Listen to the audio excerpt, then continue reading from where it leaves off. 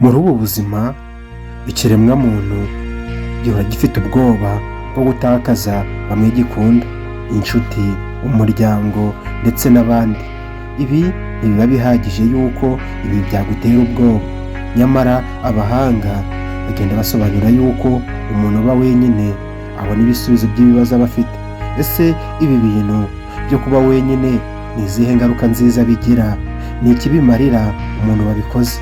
Ese byaba bigabanya umubano uri hagati yawe n'abandi?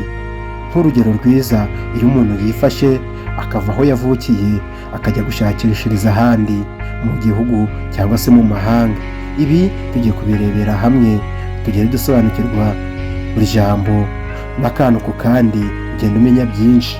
Iyi ni Yoshida Movie Rwanda, nguhaye ikaze. Kuba wenyine ni ikizame kigora benshi ntibifuza gushobora kuba bonyine, yemwe n'ubigerageje bimutera ubwoba. Nyamara uwashoboye guhangana no kuba wenyine hari byinshi bageraho. Nk'urugero rwiza, abashakashatsi, abavumbuzi, abanyabwenge isi yatunze, nk'urugero rwiza Robert Einstein, Socrate n'abandi banyabwenge isi yagize, aba bigaragara yuko ari abantu babagaho bonyine.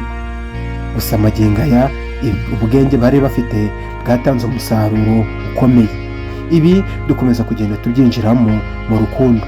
Ese abantu bakunda kubaho bonyine ubundi bagira umutima, bagira ubumuntu, ubundi umutima wabo ni iki bubaganishaho? Ubwonko bwabo wabutekereza kuki?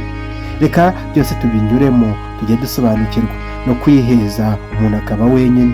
Benshi mu isi bakomeza kugenda bibaza yuko umuntu ubaho wenyine cyangwa se umuntu wahisemo kubaho wenyine aba afite ikibazo.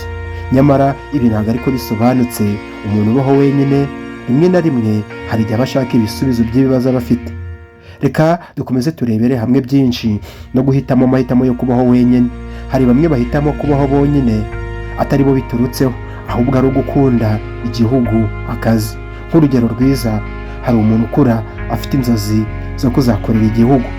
Benshi bagahitamo kuzaba abasirikari, abapolisi ndetse n'abarimu n'abikorera.